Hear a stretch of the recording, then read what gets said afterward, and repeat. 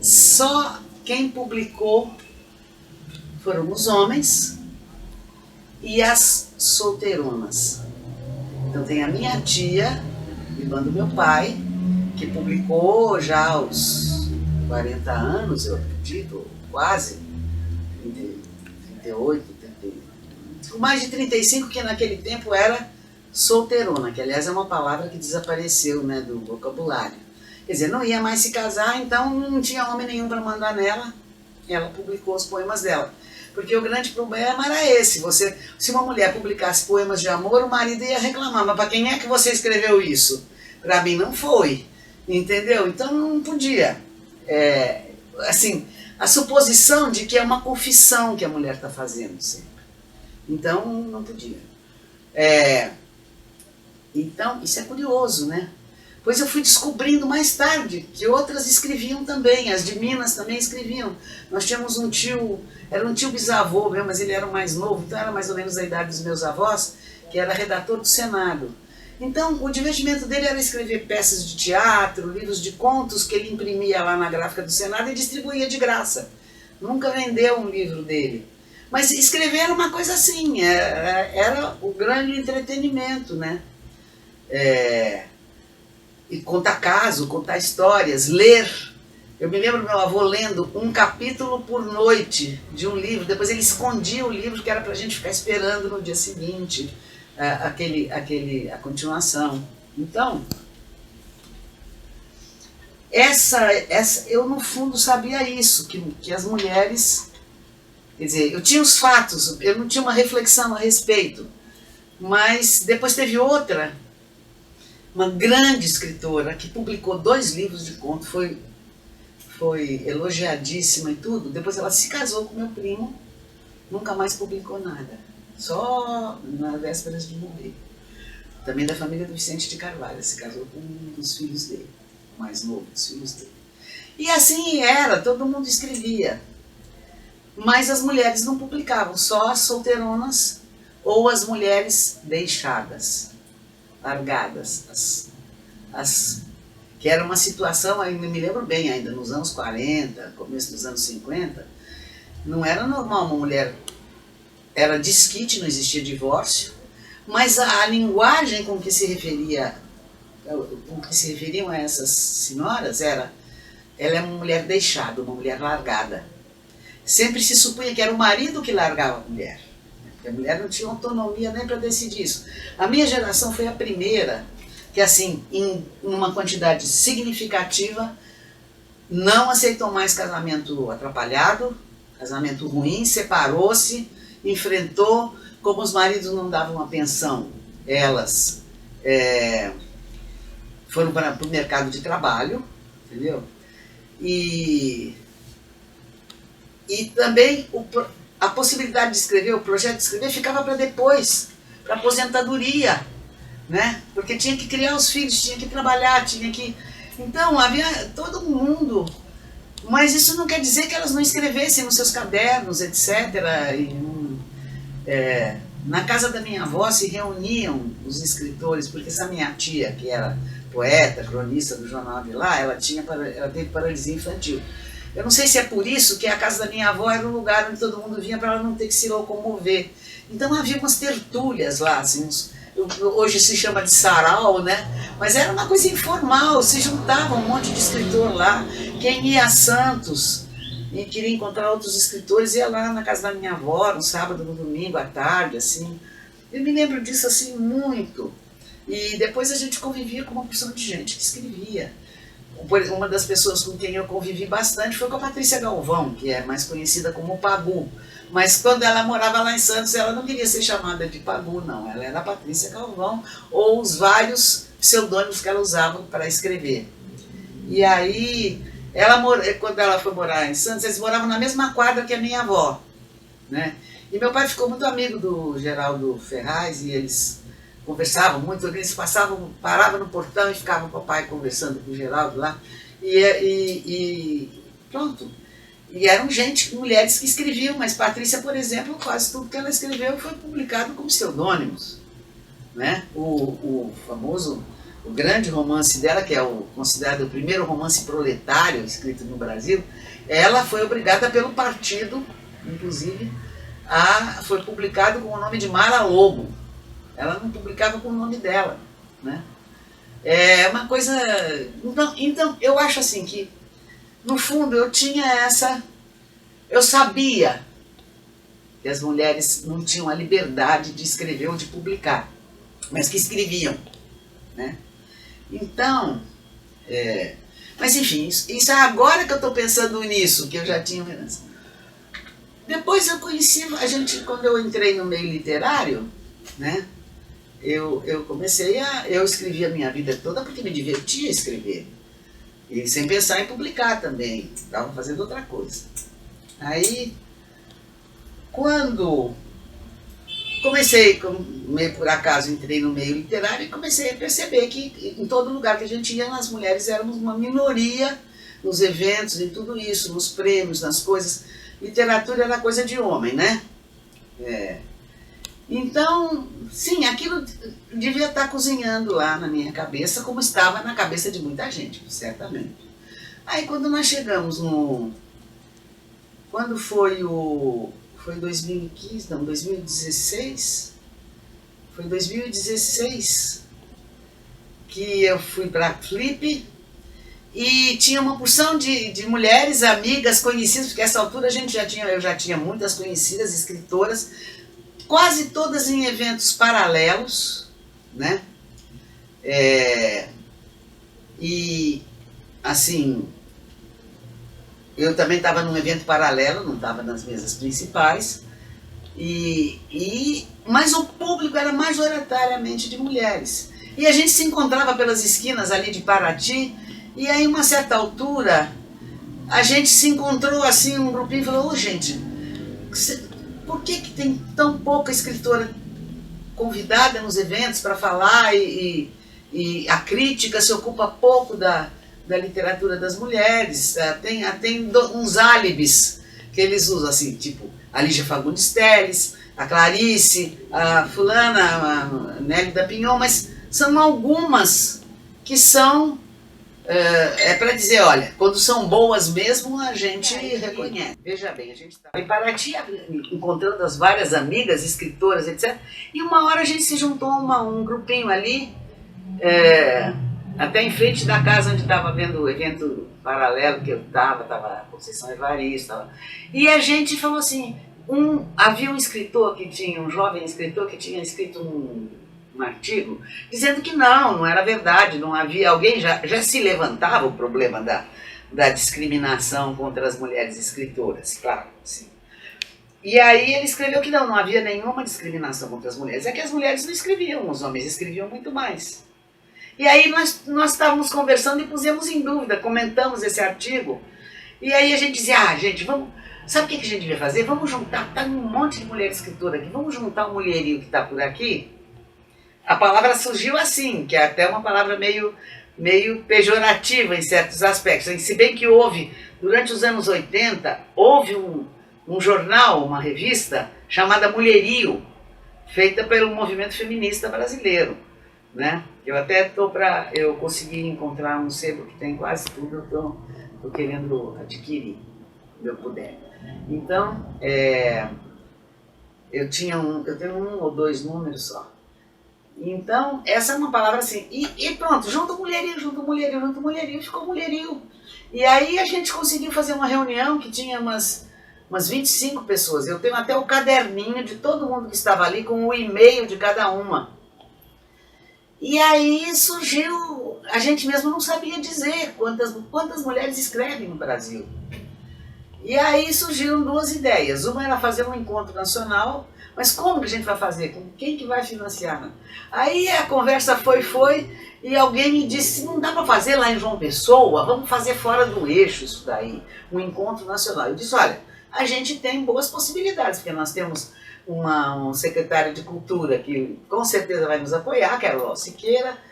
A gente tem espaços para cultura, para eventos culturais em João Pessoa, como não tem em lugar nenhum, porque é desproporcional os espaços que nós temos aqui, o apoio que nós temos para poder fazer esse tipo de coisa.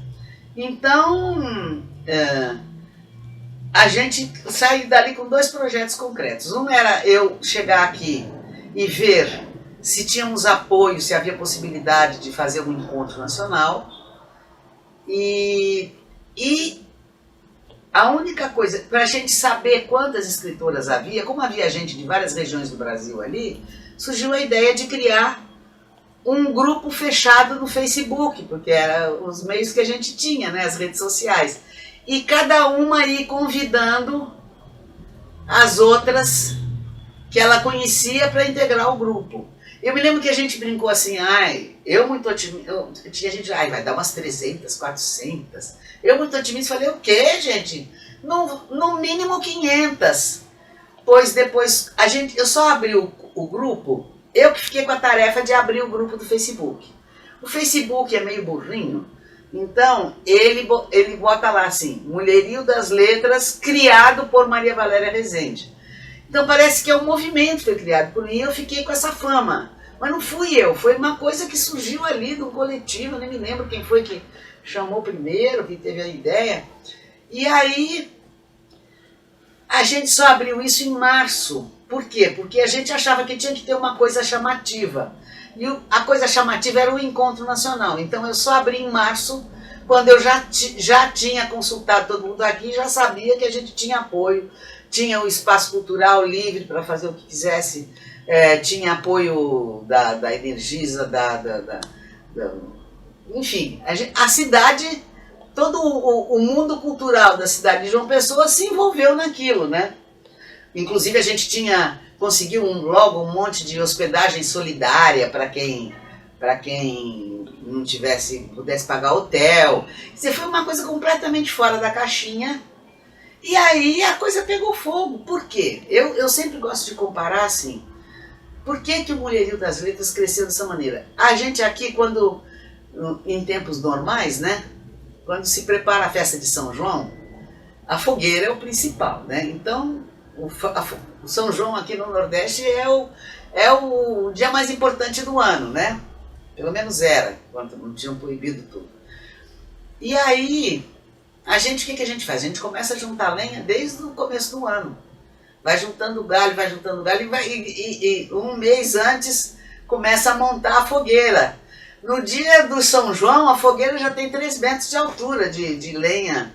Então você só tem que jogar uma coisa lá no meio, tacar fogo, aquilo em 2 tempos é aquele fogueirão imenso. Então, eu comparo, o que aconteceu foi isso, quer dizer, a fogueira estava armada há muito tempo. E a gente não via de longe, né? Assim vamos dizer. E aí, na hora que aquele encontro nacional e esse grupo do Facebook, e aí já no encontro nacional já foram lançadas coletâneas, que vários grupos fizeram as coletâneas, pequenas editoras que se propuseram a fazer, as pessoas. E foi uma coisa assim que era o momento certo de acontecer. No começo eu fiquei assim, não gente, eu não posso ficar como a criadora, a fundadora, começaram a me chamar de a musa do mulherio, a deusa do mulherio, a não sei o quê, eu detesto essas coisas, não queria ser musa, nem deusa, nem coisa nenhuma. Mas depois eu fiquei pensando assim, bom, vai que dá tudo errado, né? Vai que é um fracasso esse negócio, então é melhor que seja eu a culpada. Mas isso se confirmou mais por causa do primeiro encontro ser aqui em João Pessoa. Aí eu, então, pensei, bom, eu já não tenho mais nada a perder, então se der tudo errado, a culpa vai ser minha, e não de uma mais jovem que tem uma carreira pela frente vai ficar carregando essa carga, né? Podia acontecer. Mas aí, quando a coisa começou, meses antes do encontro, a gente já sabia que isso ia ser uma coisa fantástica, né? Porque eu até me lembro que eu disse uma frase, gente, mesmo que dê tudo errado, já deu tudo certo. Que eu tenho até aqui o pessoal pessoal de Natal, eu acho. O Mulherio das Letras do Nordeste fez isso aqui e me deu de presente. É a minha almofadinha que eu boto aqui para apoiar a minha cabeça para ler. Mesmo que dê tudo errado, já deu tudo certo. E parece que o documentário que a Laís Schaff está fazendo tem esse nome, né? Chama-se assim. Essas coisas que te saem assim de repente e fica como simbólico, porque realmente como aquilo não foi organizado tudo de trás para frente. Quer dizer, primeiro você tinha o público. Aí a gente começou pelo Facebook a consultar todas aquelas 5.000 mulheres sobre que temas que a gente deveria fazer, quem tinha alguma coisa para propor. E depois foi uma trabalheira para organizar a programação do encontro, que tinha vários eventos ao mesmo tempo. Porque toda a cidade inteira se mobilizou e a gente conversou com todo mundo, liberaram todos os espaços. E cada uma que tinha mais uma ideia para fazer um show, para fazer uma performance, para apresentar uma peça de teatro, uma coisa, a gente falou, olha, você vai falar diretamente, se entender diretamente com a Dina, para ver se pode fazer na Energisa, com a fulana, para ver se pode fazer no espaço dela, e aquilo invadiu a cidade, né? E aí apareceu gente querendo nos apoiar, porque a coisa começou a tomar jeito, né? E no fim a gente até teve algum aporte financeiro para fazer isso. E foi uma coisa muito bonita, porque era assim, quem tinha muita milha, dava milhas para pagar a passagem numa outra que não tinha como vir, porque não tinha financiamento para passagem, para ninguém, nada disso. Foi tudo na base da solidariedade e a gente conseguiu fazer uma coisa assim, completamente horizontal, eu acho. E isso foi o grande toque que mudou o cenário, né? Porque, por exemplo, foram publicadas muitas coletâneas, são não sei quantas coletâneas, até vi umas aqui, aqui, ó, por exemplo, ó, aqui estava aqui no canto, ó, não sei quantas coletâneas em que há textos de escritoras já conhecidas, já muito publicadas, até premiadas, e gente que estava publicando, não escrevendo, mas publicando pela primeira vez. E não tem nem, é por ordem alfabética, não tem nenhuma diferença. Não tem, sabe? E isso tem um efeito fantástico, sabe? Tem um efeito, olha que simpatia. Um efeito tudo. E aí a gente fez, inclusive, o símbolo do Mulherio, teve gente do Brasil inteiro que fez desenhos e mandou. Eu até encontrei finalmente, que eu preciso distribuir, mandar para as pessoas, que o pessoal do jornal A União imprimiu e nos deu de presente para o movimento, imprimiu os cartazes que a gente espalhou pela cidade toda. A gente conseguiu um bloquinho de notas com todos os cartazes que tinham sido produzidos na capa, e isso tinha sumido no meio porque foi um alvoroço tão grande de gente que a gente ficou assim meio perdida, né? E agora eu encontrei, eu preciso mandar, cada uma das artistas que nos mandou uma colaboração, eu preciso mandar alguns daqueles, imagine, anos e anos depois. Então, isso não acaba mais agora, certo? Eu acho que isso não acaba mais. Ninguém mais vai convencer mulher nenhuma de que ela não pode, não deve, não é capaz, é inferior, não pode publicar. E isso acabou indo-se embora pelo mundo afora, porque tem brasileiras por toda a parte, né? E começou com elas, mas depois outras mulheres que são lusófonas, não só brasileiras, mas também começaram a se envolver nisso e é uma coisa assim. Depois já houve outros encontros nacionais, o primeiro foi aqui em João Pessoa, o segundo foi no Guarujá, que é outro ambiente. Aí também o fato de ser em regiões diferentes permitiu que pessoas que não tinham podido vir aqui fossem naquele outro, então também espalhou o movimento. Depois teve um terceiro encontro que foi em Natal, depois o quarto encontro já foi durante a pandemia, era impossível fazer em Natal, foi feito em Porto Alegre, né? Foi Porto Alegre, foi à distância, mas a gente fez o encontro. A coisa não para mais agora. já temos proposta para o ano que vem, fazer um encontro, não sei se, acho que no ano que vem, né, ou nesse ano, não sei, já estou perdida no tempo, que essa pandemia tirou, a gente não sabe se o tempo parou ou se ele disparou, não é? Então a gente fica meio assim, zonza. Temos propostas, né, temos uma proposta, inclusive, do Centro Cultural do Banco do Nordeste, em Sousa, que nos acolheria, e é uma delícia lá, eu conheço muito, já tive muito por lá, porque várias vezes me convidaram, é um dos lugares que eu mais gosto de ir, porque justamente, como não é uma cidade muito grande, você não fica sequestrado no centro cultural, você pode andar pela rua, encontrar as pessoas. Eu sempre me lembro que, cada vez que eu vou lá, eu sempre gosto de ir de ônibus, né? Durante a noite, e voltar de noite, que é para não perder tempo. Durante o dia eu estou aproveitando a festa. E tem um lugar lá que se chama, um bar que fica em frente do velório. E que é o único bar-restaurante que não fecha de noite. Então, quando o ônibus que passa por lá, para eu voltar para João Pessoa, passa lá para meia-noite, para tanto, então, para mim já se tornou tradição. Que os amigos que me acompanharem, que depois vão me acompanhar até a rodoviária, a gente vai lá para esse bar na hora que as outras coisas fecham, para fazer hora para a hora do ônibus, e tem um prato que chama velório, que eu acho uma delícia. Então eu já fico pensando, cada vez que eu penso em Sousa, eu já penso, oba, vou comer velório de novo. Então tem essa coisa da... Eu gosto demais dos eventos literários e dos culturais que acontecem no interior, porque é muito diferente das capitais. Nas capitais, você vai para um evento, o pessoal que é encarregado do evento te pega, te bota num hotel, você tem que ficar lá no hotel esperando que vão vir te buscar, vem te buscar, te levam para o lugar do evento, você sai do evento, eles te levam de novo para o hotel, você, para poder encontrar uma folguinha para sair, você tem que quase que fugir, a gente fica meio sequestrada. Enquanto que quando os eventos acontecem nas cidades do interior, a cidade inteira se envolve. Aliás, aqui em João Pessoa também um pouco, né? A gente tem essa sorte, que a gente tem qualidades de cidade grande e qualidades de cidade pequena, porque a gente foi crescendo aos poucos e, de fato, a gente tem uma circulação assim pela cidade, a gente conhece todo mundo, os artistas todos se conhecem, das várias áreas de arte, a gente tem uns lugares de se encontrar que é uma beleza. E isso eu acho assim uma coisa maravilhosa, e eu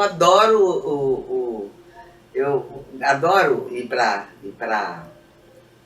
Sousa, porque sempre é isso, me deixam andar pela rua, conversar com o povo, andar para cá, a gente vai passear, a gente vai ver dinossauro por aqui, por ali, por lá, e é uma mobilização de gente, eu nunca vi, gente, é muita gente nos eventos, e muita gente assim com vontade de conversar, sabe, é uma delícia. Eu acho que essa é uma das mais belas coisas da Paraíba, é que eu acho que proporcionalmente, comparado com o tamanho do estado e com a população, que é 3 milhões e 200 mil, é onde tem mais evento literário, mais escritor, mais talento artístico.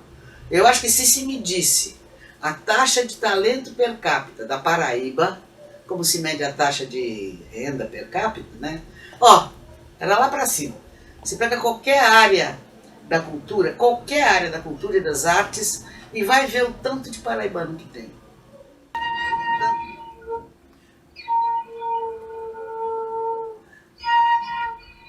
É o português mais antigo, porque não teve imigração estrangeira.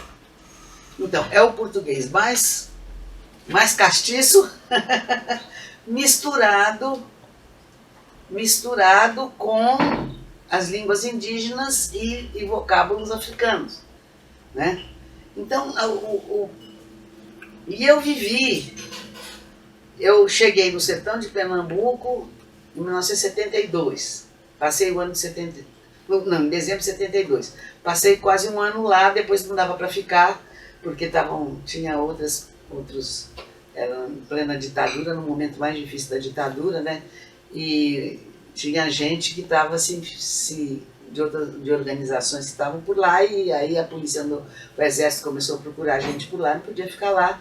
Aí eu vim para Recife, percebi que eu tinha que ir para um lugar onde eu desaparecesse na multidão, passei 2 anos e meio, 3 anos em Recife, e depois aí eu vim para Guarabira, em 76, no segundo semestre de 76. E aí eu comecei a perceber que muitos dos vocábulos árabes eram mais usados aqui, entendeu? Do que nas cidades grandes. Porque é o português mais antigo. Inclusive, uma amiga minha, que é professora, ela é portuguesa, mas é professora na Universidade da Ilha da Bandeira. E ela me disse que os portugueses os linguistas portugueses estavam fazendo um estudo, porque estava havendo uma alteração tão grande na maneira de falar o português, que estavam desaparecendo as vogais.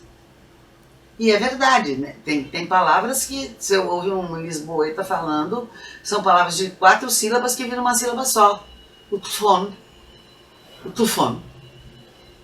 Só tem, e parece que fizeram uma pesquisa de fazer pessoas que nunca ouviram português, não entendem nada de português, ouvir gravações de português conversando e tentar adivinhar de que família linguística era aquilo. E eles sempre atribuíam a línguas da Europa Central, daquelas que só tem consoante. Então, eu penso que o jeito que o povo fala aqui no sertão é mais parecido com o que se falava, o português que se falava no século XVI, XVII, sobretudo na área lá de Santos e na área daqui, que são as primeiras ocupadas, né? Do século XVI ainda. João Pessoa é do século XVI. Então, eu fico imaginando, porque se você pegar os Lusíadas e for ler como não dá um decassílabo, de jeito nenhum. Então, provavelmente, né, provavelmente eles falavam muito mais parecido com o que se fala aqui no sertão. Eu acho divertido, eu sou apaixonada por essa coisa das línguas, para mim é o maior mistério. Uma das coisas que me chateia, que eu já tenho um pouco futuro, é que não vai dar mais para aprender muito outras línguas, né? Mas, por exemplo, quando eu cheguei no Timor,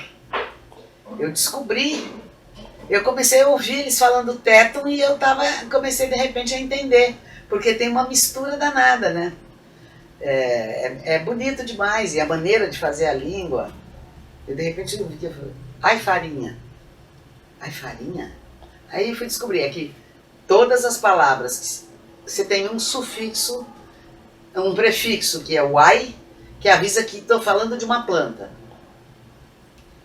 E depois uma outra palavra junto com o ai, que diz para que aquilo serve, que é um verbo ou um substantivo, né? Então, ai farinha o que era? Os portugueses levaram a mandioca daqui para lá, precisaram fazer farinha de mandioca, então o pé de mandioca é ai farinha. E aí quando eu entendi como é que era o negócio, era divertido demais, eu conversava com o pessoal tudo misturado, e era bom demais. A gente é a nossa fala, né? E no sertão tem essa tradição oral, não é? Então, eu vivi no sertão conversando, porque inclusive como educadora popular freiriana, o que eu fazia? Qual era o meu trabalho? Meu trabalho era fazer perguntas, para fazer as pessoas contarem. Pois eu pegava aquela história e contava mais adiante para suscitar a história. E vocês, como é? Depois eu pegava aquelas histórias, fazia filme com aquilo, escrevia cordel, fazia peças de teatro, porque se vocês conhecem Guarabira, a catedral tem uma escadaria na frente assim, e um imenso patamar, é um palco perfeito, e a praça onde aquilo dá, ela é inclinada assim. Então é um anfiteatro aquilo. Então eu me lembro uma vez que a gente fez era na Semana Santa, sobretudo. Nós fizemos uma coisa que era assim, eu me lembrava de uma coisa que eu tinha assistido do Teatro Brasileiro de Comédia, que tinha 4 cenários assim, eram 4 apartamentos numa casa, acendia a luz aqui, a cena se acontecia aqui, os outros estavam lá parados, ou fazendo alguma coisa no escuro, meio Então eu me lembrei daquilo e a gente fez assim, era a paixão de Cristo e a paixão do povo. Então, de um lado era a paixão de Cristo, do outro lado era a paixão do povo. Parava aqui, corria aqui, passava aqui, corria ali. E aí tinha um pessoal de uma televisão alemã que foi bater lá. Filmaram aquilo tudo, fizeram um filme, parece que passou. Esse filme rodou, sabe? Era uma coisa muito bem feita. A gente fazia dublado, era dublado. Porque naquele tempo não tinha microfone. Então a gente gravava tudo e lá em cima da coisa estavam os alto-falantes passando a gravação e o pessoal dublando. Os atores, que eram eles mesmos que tinham gravado. A gente fazia tudo quanto era coisa. E aí eu gostaria de, em cada livro meu, poder ter aqui na capa um pergaminho que se desenrolasse com os nomes de todas as pessoas com quem eu convivi, do povo, e que me contaram suas histórias. Eu não invento nada, eu só misturo. Mas eu nasci com a minha cabeça vazia. Por isso que eu adoro ir para o interior, porque eu não perco tempo, eu converso com gente, eu converso com todo mundo que estiver na rua que quiser conversar. Porque é disso que eu me abasteço. Então, viva Souza! Viva o Centro Cultural do Banco do Nordeste, porque lá se fazem coisas que permitem a gente se refontizar, sabe? Reabastecer do que contar, né? E todo dia de feira, porque tinha feira lá em Guarabira, na quarta e no sábado. Então, quarta de manhã e sábado de manhã, ninguém me invente nada antes das 10 horas da manhã, porque eu acordava de madrugada, corria para a feira e passava 2, 3, 4 horas ouvindo vendedor de cordel, cantador, que tinha muito ainda naquele tempo. Então aquilo entrou no meu ouvido. Tanto que quando eu comecei a escrever O Voo da Guarda Vermelha, eu preciso ler em voz alta quando eu estou escrevendo. De vez em quando eu preciso ler em voz alta. E aí,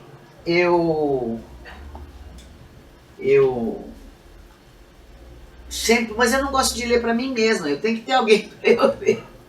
E eu me lembro que eu comecei a escrever, tinha umas 30 páginas, e eu pedi para a irmã Isabel, você quer me ouvir? Eu vou ler para você e você me diz o que você achou. Aí eu comecei a ler para ela. Aí daí um pouco ela me interrompeu e disse, mas eu não sabia que era cordel que você estava escrevendo. Porque eu estava escrevendo em heptassílabos, sem perceber. Mas também é porque por que tantas tradições de poesia usam heptassílabos? Porque é um ritmo que corresponde ao ritmo da nossa respiração. Você pode facilmente dizer um heptassílabo, ou até um decassílabo, sem precisar parar para respirar. Veja que então a gente normalmente já se acostumou a pensar e emitir o nosso pensamento em heptassílabos. Acho eu que é isso, uma coisa natural.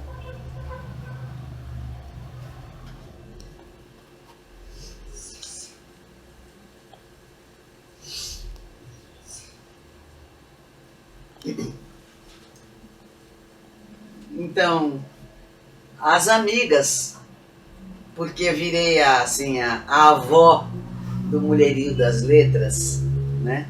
Então agora todo mundo me faz carinho. E então organizar nesse livro aqui, que são várias autoras interagindo, dialogando com meus livros. E eu fiquei assim, espantadíssima. Então vou ler aqui um texto que é escrito pela Diana Pasquim, que é uma pessoa muito ativa assim, no campo das letras, e é jornalista, tem podcast, tem uma porção de coisa, uma grande contadora de histórias. Então, ela escreveu isso aqui: Da mochila da freira Sherazade às avessas. De sua mochila e andanças pelos cantos todos do mundo, eles surgiram. Mas ela não os prendia, sim os libertou. E eles são brasileiros. Como educadora popular, a freira fez andanças por todos os continentes, mas foi mesmo no Brasil que colheu a inspiração para os personagens do seu primeiro romance. Rosário e Irene nasceram em terra verde e amarela. Deu à mulher sofrida da vida uma vitória tão sublime, ser alfabetizada. As letras puderam ser, para ela, um símbolo de transposição de sua condição de condenada para aquela que voltou a ganhar o direito de viver. E isto veio com as histórias, quase num passe de mágica. A Sherazade dessa leitura é Rosário da Conceição, pedreiro que protagonizou desde a infância várias camadas da jornada de herói. Era o detentor das histórias. Mas igualmente ele não as tinha. Presenteava todos ao seu redor com os tempos, espaços e personagens que conheceu ou que inventava em sua cabeça. Por meio de Rosário, Valéria libertou, pois provou que as histórias não são reféns da alfabetização, mas podem surgir de sua falta. Como a sultana, Rosário ganhava uma nova manhã, por meio de uma nova história, mas este ápice só aconteceu diante de O Cinzento e o Encarnado, conto de 2001, que deu o embrião para o livro inteiro, tão cheio de cores como o véu das princesas. Os tecidos que vestiam Rosário Medino foram esparsos, mas as tessituras foram grandiosas. Carregava livros grossos em sua maleta de pedreiro, pois mesmo sem poder desvendá-los, era o elixir para a sua transposição pela juventude. O maior deles, o livro das 1001 Noites. Seu peito era tão completo de esperança, pois seguia, decepção após outra, na saga por aprender seu nome desenhar, e as letras todas desvendar. Sons e sentidos que ele sabia muito bem combinar em sua eloquência, até diante de gente variada de uma praça toda. É na flor de seus 20 anos que cruza com Irene. A mochila da freira se abriu e ela deu a Rosário e Irene uma redenção. Eles se encontraram naquela esquina, no ponto exato da encruzilhada da vida, quando as energias já se exauriam. Ela, recém-descoberto o vírus HIV positivo, entre seus bibelôs quebrados e tocos de vela queimados. Ele, sempre devendo o feijão que comia, entre as paredes cinzas de uma obra em construção por trás de tapumes. Ele começa a lhe contar novas histórias todas as noites. Ao amanhecer, a prostituta desperta, o caderno encerrado no 2º grau, e começa a escrevê-las. A alegria do homem quando descobre que a mulher detinha o mistério das letras é gigante. Ela lhe ensinou a percorrer os contornos do alfabeto, enquanto ele ensinou a ela que o sentido da vida é mesmo essa jornada de herói constante. Com a mochila nas costas, somos buscadores por excelência. Mas o caracol prova que quando se carrega sua subsistência, é melhor se formos mais leves, só o essencial para valorizar a vida. Quando os tênis da freira já estavam bem gastos, com marcas da sola na África, Ásia, Índia, América do Norte e Oceania, decidiu descalçá-los. Tinha colhido histórias de alfabetização pelo mundo inteiro. Romanceou a vida, que tantas vezes é novela. Percebeu que agora a vermelha é o símbolo da ressurreição. Santista que é, viu o movimento dos estuários, que acompanhou na infância, sumir, quando construíram a siderúrgica de Cubatão. Só depois de muitos anos no trabalho de despoluição é que da janela do ônibus viu o Guará Vermelho voltando. Ou ele, ou os caranguejinhos vermelhos, com o qual se alimentam, dando-lhes a cor da plumagem. O senso comum fala em baú de histórias. A freira alfabetizadora até mesmo é a mochila.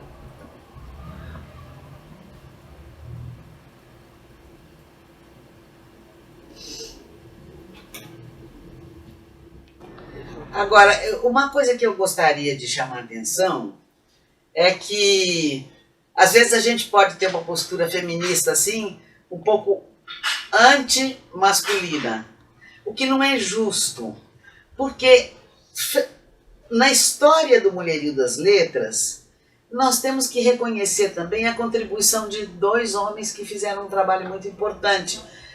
Um deles é o Luiz Rufato, que começou no começo dos anos 2000, ele organizou duas coletâneas que se chamam com autoras, contistas, as mulheres que fazem a literatura brasileira hoje, Então ele pôs no primeiro volume 25 mulheres e no segundo volume 30 mulheres. Eu entrei no segundo. Ou seja, essa busca, parece que ele foi a uma editora e se propôs a fazer isso. A editora disse, não, imagine, não tem esse tanto de escritora no Brasil, que ser boa escritora no Brasil. E ele disse, mas deixa Aí a editora disse, se você encontrar 20 bons contos, eu publico. Ele já chegou com 25. Só que ele disse, mas tem muito mais. E a editora publicou também o segundo volume, que é mais 30 mulheres que fazem literatura brasileira hoje. Isso foi muito importante. Isso também foi uma das experiências que já tinha feito a gente. Nós nos conhecemos, começamos a nos conhecer, escritoras de diferentes partes do país, por causa disso, porque houve na Bienal do Rio, eu acho, eu não me lembro em qual Bienal, que houve o lançamento desse, e muitas de nós somos convidadas e fomos. E nos encontramos lá pela primeira vez, era gente de vários lugares do Brasil. E isso também são as redes que foram se fazendo assim e que resultaram nesse encontro, nos encontrarmos na Flip, nos reconhecermos, nos juntarmos. Quer dizer, assim, isso eu acho que é importante também recuperar. E um outro que fez um trabalho maravilhoso, que está sendo publicado, foi publicado como e-book, e agora está sendo publicado em papel aqui pela nossa editora Ribaçã, aqui da Paraíba, do Rinaldo e do Lenilson, do Rinaldo Guedes e do Lenilson. E as mulheres poetas na literatura brasileira. E ele fez 3 volumes, são centenas. E aí ele me pediu para eu escrever uma orelha, uma página. Então eu posso ler, eu vou ler para vocês. Por que a poesia?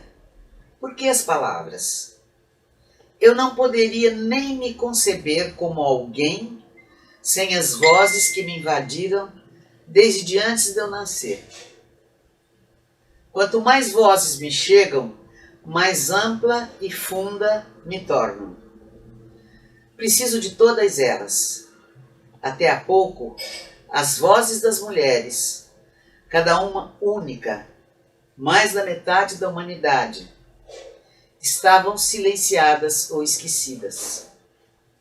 É urgente resgatá-las, proclamá-las, para salvar nossa humanidade em perigo.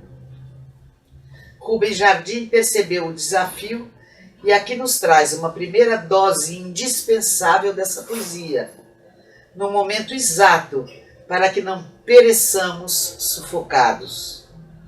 Salve, Rubem Jardim, salve, mulheres poetas, salvem-nos. É verdade, é isso que eu sinto. E é isso que eu acho que está acontecendo. Quer dizer, essas vozes, elas são vozes salvadoras, assim também as vozes dos escritores não brancos, as vozes dos gays, as vozes de todos os que chamam de minorias, mas que eu acho que está errado. Não são minorias, somos maioria. Fomos minorizados, isso é outra coisa. E agora a gente está assumindo o nosso lugar de maioria. E uma maioria que tem o que dizer. É uma grande reserva de talento que estava silenciada e é daí que vai sair o novo. Porque as vozes dos machos brancos ricos já disseram tudo que tinham que dizer e deu no que deu. Então, para fazer um mundo novo, a gente precisa das novas vozes. E elas estão dizendo, perderam o medo. Ninguém mais nos convence de que nós não temos o que dizer. Temos. Todos os chamados minoritários, falsamente minoritários, que somos a grande maioria, temos o que dizer sim e vamos dizer.